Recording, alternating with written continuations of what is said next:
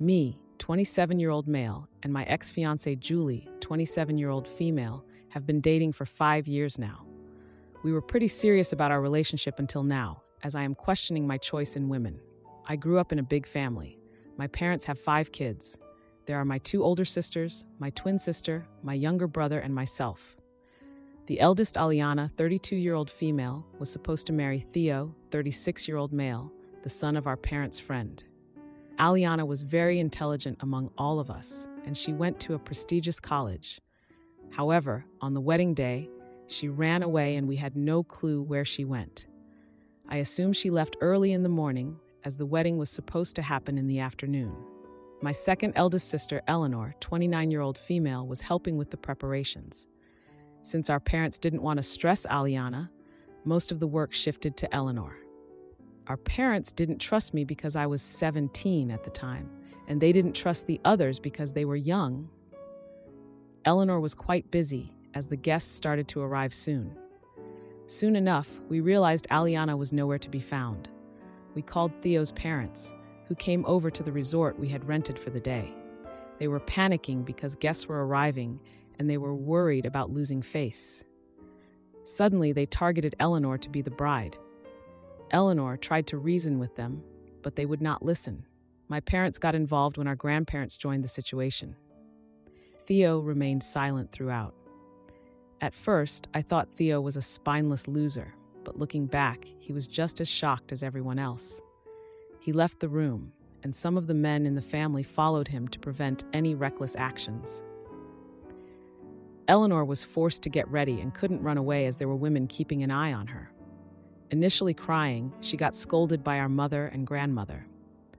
They got married, and my sister was supposed to enroll in college that year. However, Theo's parents did not allow Eleanor to attend college, which devastated her. They feared she would run away if given the chance.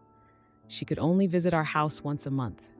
Our parents were sympathetic, but they told her to toughen up as she was no longer their responsibility after marriage. Because of this, she stopped discussing her problems with them and instead confided in me for support. Eleanor and Theo's marriage was not great either. She didn't go into detail, but from the little information I gathered, he was a cold-hearted person. Even if I were to see him now, I wouldn't shy away from calling him out. He never treated Eleanor as his wife and instead dismissed her. He earns a lot of money as an engineer and takes care of his family as well as his younger sister. 3 months after their wedding, my sister came to our parents' house with a bruised arm. We learned that Theo sometimes used physical force on her to silence her. I confronted him, which led to a huge argument, and I was grounded for meddling in their marriage. My sister's monthly visits were reduced to once every 4 months. Eleanor returned 6 months later, visibly pregnant. After that, we rarely spoke. She avoided discussing her situation, concerned that I would confront Theo. Divorce was not an option for her, as my parents would not take her in, and society looked down on divorced women. So, she focused on trying to work things out with him. Around 3 years ago, Theo left our city with Eleanor and their 2 sons, shifting to the capital. Eleanor was 6 months pregnant with my niece at the time. Since then, they have maintained minimal contact with my family. I met Julie, Theo's younger sister, through my twin sister Lily. They are best friends, but Julie and I didn't have much in common, so we did not spend much time together. Lily set me up on a blind date with Julie, and we clicked. We have been dating since then, and I thought she was the one. Clearly, I was wrong. In May, I proposed to Julie and was saving up for a small ceremony with a few relatives and friends, around 60 people. Around the same time, Aliana suddenly contacted us after almost 10 years, introducing us to her husband and 2 young daughters. I was not thrilled to meet her, as her actions had caused humiliation for our family in the past. Aliana tried to reason with me, but I made it clear that I wasn't excited to see her again. I also noticed that Aliana had become close with Lily and Julie. I told Julie that I felt uncomfortable with her growing closeness to my sister and suggested setting boundaries. She agreed initially, but did not uphold my request for long. Last week, my parents threw a welcome dinner for Aliana and to celebrate our engagement. At the end of the party, everyone was getting tipsy, except for me, since I had to drive live. Aliana thanked Julie for helping her run away earlier in life, as it led her to the love of her life, her husband.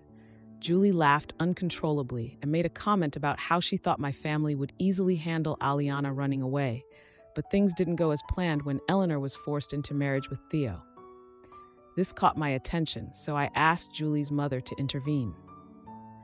Julie got defensive, and I quickly took her home. A few days later, I confronted Julie about her comments, and she evaded the topic, attributing it to being drunk and not thinking clearly. I gave her an ultimatum. She needed to tell me the truth or I would break off the engagement. Panicked, she came to my apartment to talk. She confessed that she wanted her best friend, Aliana, to marry her brother, Theo. Julie knew that Aliana wasn't interested in Theo, but she didn't have the courage to say no to the wedding. At some point, she accepted Aliana's fate, but she encouraged her to find a true match instead. Julie expressed regret over my parents involving Eleanor in the situation, calling herself dumb and stupid. When she dropped another bombshell, I couldn't bear it any longer. Julie had gone to great lengths to break up Eleanor and Theo, as she wanted Lily to be her sister-in-law. Julie even went as far as giving Eleanor's contact information to Theo's admirers, leading to her being harassed daily. Eventually, Theo took her phone away, not due to his toxic nature, but to protect her from harassment. Julie also talked to Eleanor about Theo's ex-girlfriends and flings, which would upset Eleanor and lead to arguments where Theo would grip her tightly, leaving bruises. This manipulative behavior lasted for years until Theo discovered the truth. He cut off contact with both sides of the family, and Lily was involved in this scheme as well. Upon learning the extent of what Julie had done to my sister and brother-in-law, I removed the engagement ring, took my apartment keys back, and kicked her out. Marrying someone who had caused harm to my family was out of the question. I called Lily, thinking she had been manipulated by Julie, but to my surprise, she admitted to liking Theo and even tried to make advances towards him. However, he rejected her and remained faithful to Eleanor. After that incident, whenever he visited our family, he stuck close to Eleanor to avoid any further issues. They no longer visit our parents' house, which I now understand. I don't blame them for that decision. I spoke to Eleanor a few minutes ago and she sounded very happy. She invited me to visit someday and meet her family. I suppose the news hasn't reached her yet. Regarding the update, by that night, everyone was calling me about the situation. Julie admitted her mistakes, and people are urging me to forgive her because she was young and foolish. However, the fact remains that she caused 7 years of mental stress for my sister. At the time, Eleanor was an adult. I tried to explain this to everyone, but they say I shouldn't get involved in my sister's marriage. So, am I the idiot for breaking off my engagement after learning what Julie did to my sister and brother-in-law? Now for a few comments before the update. Comment 1. If this isn't the plot to some long, horrible telenovela, you all suck. Everyone in this story is a jerk. But you, most of all. I understand that you were a child, but now you're not. Your sister ran away from a marriage she didn't want. Your next sister was forced to marry some dirty old man she didn't know. And your twin tried to help all of them, and you judged her for it. Their plan was stupid and misguided, and if I'm interpreting your culture correctly, could have gotten them ended the life of or maimed. No one in either of these families who did nothing while these sham marriages took place are good people. This is all awful, and I feel sorry for these women. No wonder they run. Everyone sucks here, etch. Comment 2. Not the jerk, NTA. What Julie and Lily did was not a teenage mistake. It was a calculated campaign of manipulation and cruelty that impacted your sister's life and marriage. You're really, really right not to want to marry someone capable of such malicious actions. Now for the update. 3 days after I ended my engagement with Julie, I got a text from Eleanor inviting me to the kids' birthday party. I'm not gonna lie, I was kind of surprised. I didn't know if she'd want to see me after everything that went down. But I figured I'd go, just to check in on her. She deserved better than what she had with Theo, and I wanted to see how she was doing after all this family drama. The party was at Eleanor's new house, and I gotta say, it looked really nice. I heard Theo got them a new place after they moved away, and I guess he did a good job with the renovations. Everything was so bright and welcoming. I felt a little nervous going in, but when I saw the kids running around with their party hats and balloons, I couldn't help but smile. They were so excited, and it just made the whole place feel warm. Eleanor greeted me with a big smile, and it was clear she was happy to see me. She seemed a lot different from the last time I saw her, like she was finally starting to relax a bit. She had cooked a bunch of stuff, and we sat down together at the table, and she served me some homemade cake and snacks. It was all so good. I forgot how much I missed her cooking, so we're all eating and chatting when one of the kids spills juice all over the floor. It wasn't a big deal, really, but it made a bit of a commotion, and everyone was running around trying to help.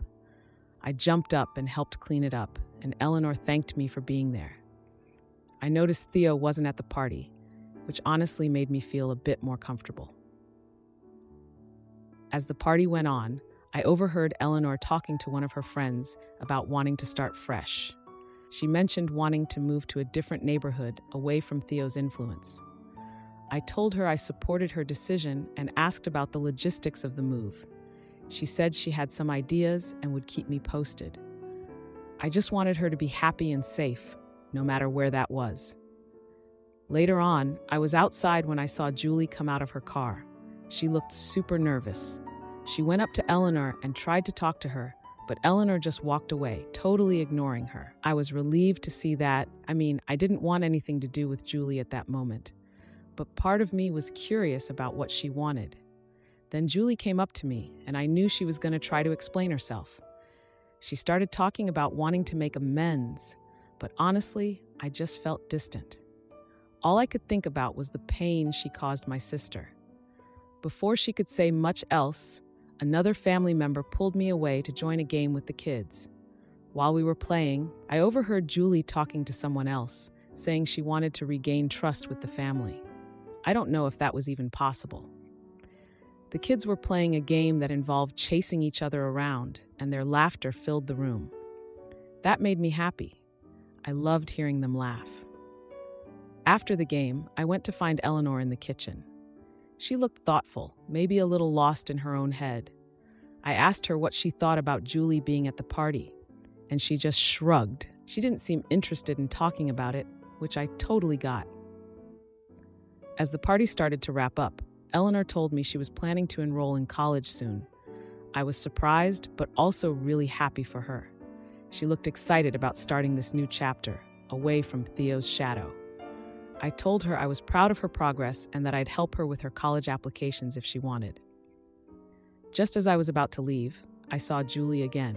She was trying to find a moment to talk to me, but I just ignored her. Instead, I focused on saying goodbye to Eleanor and the kids. On my way out, I heard Julie burst into tears after being confronted by another family member. Honestly, I didn't feel bad for her. A few days after the party, I got a text from Lily asking if we could meet up for coffee. I wasn't sure what she wanted to talk about, but I agreed.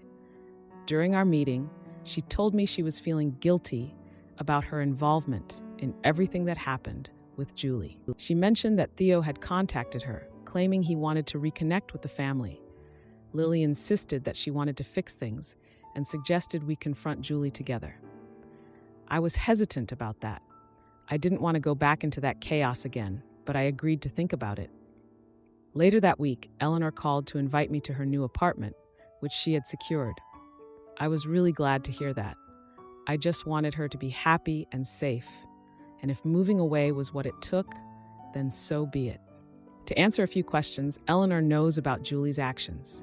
She had no idea that Julie was involved in her and Theo's breakup until I told her at the party. Am I the idiot for calling off my wedding because my fiance's sister tried to hijack it? Am I the idiot for calling off my wedding because my fiance's sister took over the planning? Am I the idiot for breaking off my engagement because my fiance always sides with his sister? Am I the idiot for breaking off my engagement because my fiance always sides with his sister? I, 30 years old, am getting married to Roy, 31 years old. We met in college and hit it off right away. He's handsome, charming, smart, and supportive. We fell in love and planned our entire future together. We planned where to live, how many kids to have, vacations, college fund for children, retirement, etc. I love him so much. He's my soulmate and my best friend. He would tell me he's proud of me whenever I achieved something. He's super supportive of my dreams and ambitions. He'd motivate me to take up projects which I was hesitant to. He'd reassure me that I'm capable and talented enough. He'd compliment me every time I got dressed to go out and tell me how lucky he was to have me as his girlfriend. Roy's father passed away when he was just 8 years old. His elder sister Kim, 33 years old, was 10. His mother, Yami, 55 years old, never remarried. She's a very kind and sweet lady. I never got to know Kim as she lived in a different city for work and rarely visited us. We got engaged 8 months ago in an engagement ceremony. In my country, the to-be bride and groom get engaged in a ceremony among family and close friends. Kim moved back to our city and found a job here. This is when things started to get complicated. It's customary here for the girl's parents to pay for the wedding. My dad hired a wedding planner and told me to plan the wedding with them to my and Roy's liking. When we started the planning process, my future mother-in-law stayed out of it, but Kim would tag along with us wherever we went, to the florist, to the wedding planner's office, to the caterers, everywhere. I wanted it to be just me and Roy. I told him that I didn't like my future sister-in-law third-wheeling something just the both of us should have been doing together. He told me that Kim just wanted to be involved in her brother's wedding, and I should be more welcoming of her. I would have actually been okay with it if she'd keep her mouth shut and not give us her valuable input. When I chose flowers, she would say, "Too pastel, choose a different color palette." When I would suggest the chair arrangement to the planner, she would say, "That won't give a proper view to the guests on the far left." I wanted to have coconut pudding at my wedding. It was my absolute favorite dessert growing up, and I wanted to share it with my guests on my wedding day. But guess what? No, not coconut. I'm allergic. The thing that bothers me the most is that Roy always takes her side when it's my choice versus her choice. He wouldn't fight or anything. He would say, "It doesn't matter which flower it's going to be, as long as it's you who's my bride. Let it go, babe. It's not a huge deal. The only thing that's important is that we're marrying each other and starting a new life together." When the coconut pudding thing happened, he asked me not to be selfish, as it's not just about me, but it's about both of us and our families. He said, "Kim is family, and I cannot exclude her from having the food at our wedding." I was really frustrated at this point. It's as if we're planning Kim's wedding and not mine. The final straw was when we were shopping for wedding dresses. Wedding wear would be an appropriate word, as it is our traditional clothing. My mom picked out this beautiful green dress for me, and I loved it so much. But Kim had to give her input here as well. She told me that green isn't my color, and I should try something else. Roy agreed with her. Then I tried different dresses and finally decided on a rose gold dress that I also liked, but not as much as the green one. We then started to shop for the families of the bride and the groom. When it was Kim's turn, I kid you not, she picks out the same green dress and decides she's going to buy it. I lost it. I didn't want to make a scene there, so I walked out. Roy and I had a huge fight about this at home. He told me that green wasn't going well with my skin tone and that it suits Kim better, that I should stop acting so immature, that Kim picked that dress after I'd already picked mine. I couldn't believe my ears. For the first time since we started planning our wedding, I noticed how he's always taken Kim's side and never mine. I couldn't believe that the man I was looking at was the same man I fell in love with. Roy and Kim shared a strong bond due to losing their father so young. They were each other's best friends and support system growing up. But that doesn't justify him taking her side when it's our wedding and our vision. Back in college when we were dating, he'd brag about his sister to anyone he could, even if that person was complimenting me. Like, if someone complimented the taste of the coffee I made, he'd say, "If you think this is delicious, then you must try the coffee my sister makes," etc. It was annoying, but wasn't a big deal, and I let it go as I knew he was really close to her. But this time, I cannot let go. It's our wedding. not Kim's wedding.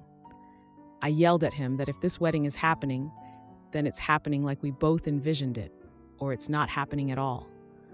Roy got mad at me and yelled that I was just jealous of his sister, as I can never be as good as her, that I am a bitter person for holding a grudge against Kim, even though she's been nothing but kind to me, that she was just trying to help, etc.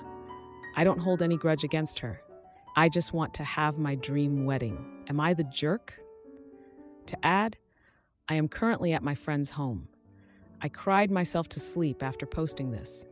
Woke up a few minutes ago, and she told me that there are around 1,000 people who agree with her. I forgot to tell you all that English is not my first language, so I apologize for any grammatical mistakes. I didn't want to read the comments because I was scared of the obvious.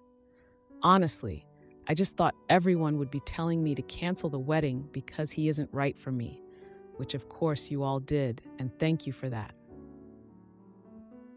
But the things you've all pointed out, like the emotional inbreeding and how she could control our future, even my future kids, never crossed my mind. Not once. I don't know why I couldn't see those things. I was so dumb.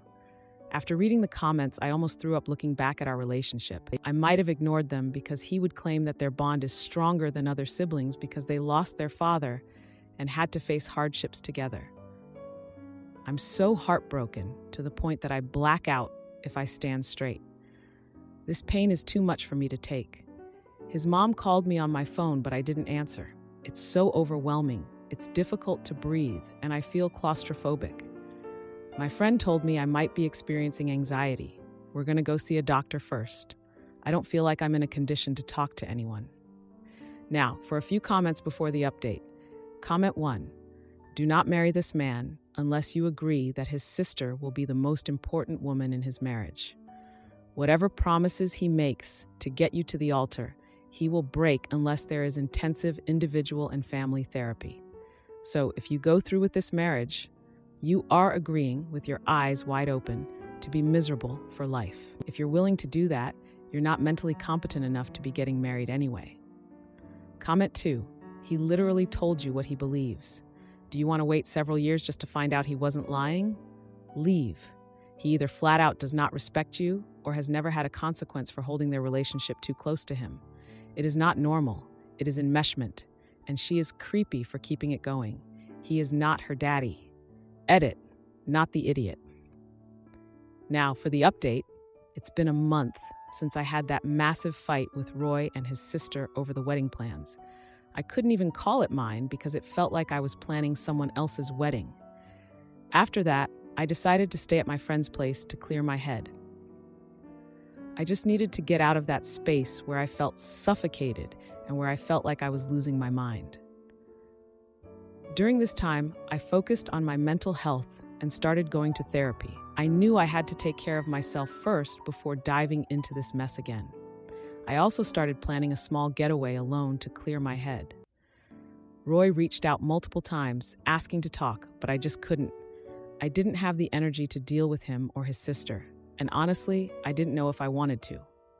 One evening, I got this text from him saying he missed me. I felt all this pressure to respond, but I just ignored the message.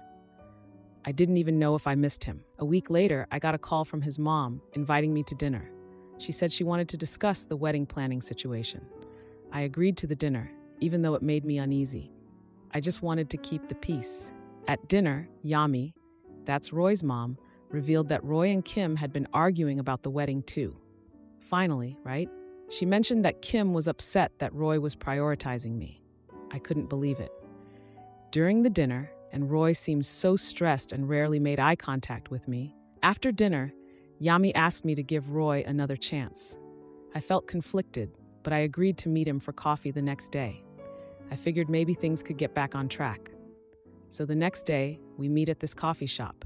He apologized for how he treated me during the planning and admitted that Kim had been overbearing. He promised to set boundaries with her. I felt a bit hopeful and agreed to work on our relationship. We started discussing wedding details, and he seemed so much more attentive. It was like I was finally being heard. But then, during our conversation, Kim called him, interrupting our moment. I could not even deal with that. Roy answered the call, and I overheard Kim complaining about the wedding venue. He assured Kim he'd talk to her later, but I felt this massive knot in my stomach. After the coffee date, I went home and found an invite to a bridal shower for Kim. The shower was planned by Roy and Kim without consulting me. I was just sick of it. I confronted him about not including me in the shower plans. He insisted it was a surprise and that Kim needed support. I left feeling dismissed again, and I called my friend for advice. She suggested talking to Kim directly about her involvement. I texted Kim suggesting we meet to discuss wedding plans. She agreed, and we met at a local diner to chat. During the meeting, Kim was so passive-aggressive, making these snide comments. I tried to express my feelings, but I felt like she wasn't listening at all. Then, she casually mentioned that she had a special dress for the shower. That's when I realized it was the same green dress I had wanted for myself. I was just furious. I left the diner feeling like I was losing my identity in this wedding. Later, Roy texted me asking if I was okay and if we could talk. I ignored his message. I just felt so overwhelmed by the situation. Days passed and the pressure grew. I started questioning my future with Roy. One evening, I got this call from Yami. She had heard about the fallout and suggested a family dinner to resolve the issues. But I hesitated. I didn't know if I could handle another family dinner. I felt like I was just in over my head, and things were getting worse, not better. Edit. After the call from Yami, I took a couple of days to really think things over. I realized I was losing myself and compromising too much. I talked to my therapist about it, and she helped me see that I needed to prioritize my happiness. I called off the wedding and broke up with Roy, focusing on my well-being. Am I the idiot for refusing to pay for Susan and Greg's lavish meals and exposing their manipulative tactics? Am I the idiot for refusing to pay for Susan and Greg's lavish meals and exposing their manipulative behavior?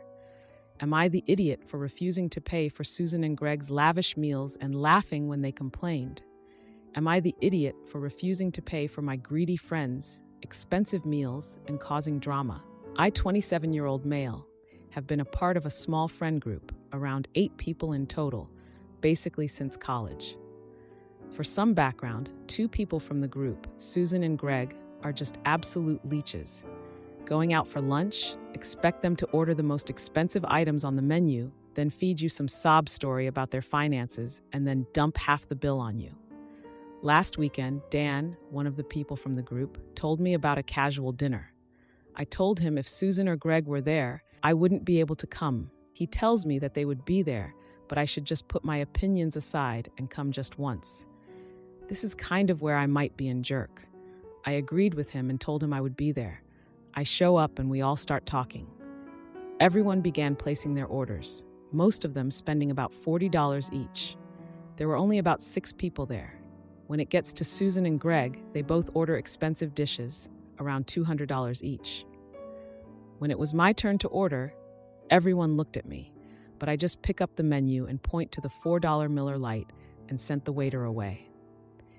Dan asked why I hadn't ordered anything, and all I said was that I lost my appetite. The other 2 friends got up as well to cancel their orders and just have drinks. After the main courses came out, I saw Susan and Greg picking at their food. The waiter then brings over the check. Greg then grabs the waiter and asks him to split the check 6 ways. I stand up and correct him, saying the check was to be split 3 ways. Greg looks at me confused and asks why, since we always split the bill. I reminded him that 3 of us had not eaten any food, so we would just be paying for our drinks. So basically, at the end of the night, Dan, who probably only ate around $50 worth of food, was stuck with a $146.98 check at the end. Yes, I remember the exact number. I swear I saw his jaw drop when he picked up that receipt. I slid a $10 towards the check, said goodbye everyone, and walked out. The next morning, I found my phone full of texts from Greg and Susan telling me I was a jerk for not ordering any food and forcing them to pay more than they had accounted for. I honestly laughed because the stakes alone were more than what they had paid, but to each their own, right?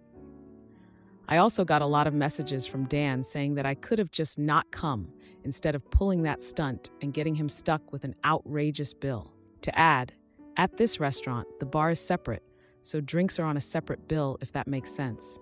And if anyone is concerned about leaving a tip, I live in Australia. Now for an update. Hey guys, just wanted to clarify some things. 1. 90% of restaurants where I live don't do separate checks and might separate the bill for you if you're lucky. This post is in Australian dollars, so if you want the amounts in United States dollars, you have to convert it. 2. Dan could have easily asked Greg and Susan to transfer him the money if he wanted, but he's always been about helping them through their financial hardship, even though they're just using him and keeps dragging me into it. I admit what I did was immature, but I'm tired of being forced to play along. It's his money, and if he wants to spend it on them, that's fine, but I'm not paying for them. 3.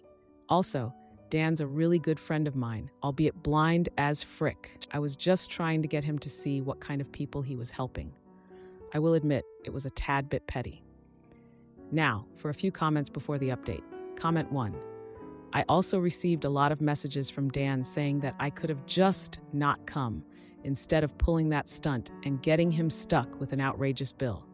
You tried that, he didn't let you. This is entirely on him. He messed up, not you. Don't even start me about Susan and Greg. They actually had to pay for their own meal? Poor babies. Comment 2. Dan insisted that you come. He just wanted an extra head to help pay for Susan and Greg's expensive meals, and he's mad you didn't fall for it. He should be mad at Greg and Susan for not just paying for their meals in full. The whole group should really do separate checks instead of splitting the bill. Now for the update. A few days after the dinner from hell, I got a text from Dan asking to meet and talk about what went down. Like, seriously? But whatever. I didn't want this to fester, so I agreed. We met at a burger joint where Dan was already seated, looking super tense. I'm talking like he was about to get served a plate full of awkwardness. He started off just venting about how the whole dinner thing blew up in his face and how it affected his relationship with Susan and Greg. I could tell he was really upset, and honestly, so was I. It was just a mess all around. I tried to suggest that we could talk it out with Susan and Greg to clear the air, but he was hesitant. I get it. He wanted to keep the peace in our group, but it was just so hard to keep ignoring these issues. Eventually, he agreed, and we arranged to meet Susan and Greg at a bar later that week. That day, the weather was nice, so I thought maybe it would lighten the mood a little. Spoiler alert, it didn't. The atmosphere was super awkward as we waited for Susan and Greg to arrive. You could cut the tension with a knife. When they finally walked in, they seemed way too cheerful, like they were trying to hide how pissed off they were. It felt forced, you know? Dan opened the conversation, addressing the bill incident directly. Susan rolled her eyes and acted like we were being insensitive to their financial struggles. She always does that, and it gets under my skin. Greg jumped in, saying how hurt he was by how I treated them at the dinner. I mean, come on. I tried to point out the pattern of behavior, but it's like they have selective memory or something. Dan was trying to be the mediator, but they quickly got defensive. The whole thing escalated when Greg started accusing me of being selfish and not caring about anyone but myself. I just couldn't take it anymore. I told them how much Dan has covered for them, enabling this kind of behavior over and over again. Susan then said they were just trying to enjoy life, which made me question their spending habits yet again. Like, seriously? They have no problem dropping $200 on a meal but expect us to cover for them? Dan was looking really uncomfortable, bouncing his eyes between me and Susan like he was watching a tennis match. The discussion turned into a shouting match, and before I knew it, drinks were spilling all over the table. I just decided to leave. I was so frustrated, and honestly, I just wanted to get out of there. Later, Dan texted me, saying he felt caught in the middle and didn't want to lose his friendship with anyone. I mean, come on, Dan. You're still defending them? I was so irritated. Days went by without any contact, and I thought maybe that was it. Nope. I got an unexpected message from Susan. She invited me to a gathering at her apartment to discuss everything calmly. I was super skeptical, but I figured maybe this would be a better opportunity to talk things out. So, I reluctantly agreed, thinking maybe a different setting would help. When I got to her apartment, the atmosphere felt different. I mean, there were snacks and drinks laid out, so that was a plus. But honestly, I felt like there was an underlying tension, like we were all just waiting for the other shoe to drop. And drop it did. The conversation quickly turned to blame, with Susan and Greg accusing me again and again. I tried to bring up examples of how they've treated me unfairly in the past, but they just kept talking over me. Then, as the night went on, Susan revealed she was planning a vacation and expected everyone to chip in.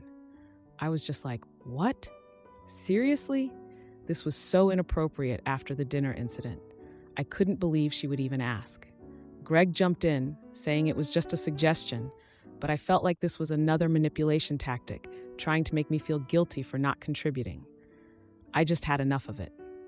The tension rose again, and Susan shouted that I was ruining everything. I don't even know how I managed to keep my cool, but I just decided to leave. It was clear that nothing was going to get resolved that night. I felt frustrated and unappreciated, to say the least. Afterward, Dan texted me again, saying he didn't want to get involved, but was worried about the group. At this point, I was just done with everyone. A week later, Dan reached out, saying he was having a birthday party and wanted everyone there. I hesitated to even go, but I figured it would be a good opportunity to talk to him in person. So I agreed, even though I was unsure about how things would go. At the party, the atmosphere was tense. Susan and Greg were making these snide remarks, and I just tried to focus on engaging with other friends to avoid the conflict. But as the night went on, Dan pulled me aside. He told me that he had decided to step back from Susan and Greg. Honestly, it was about time. Edit. Dan explained that he finally saw their manipulative behavior and realized how much he had been enabling them. If you like this video, you'll probably like these too. Also, while you're here, please consider subscribing. It's your support that keeps this channel alive and allows me to make better and longer videos. Have a great day.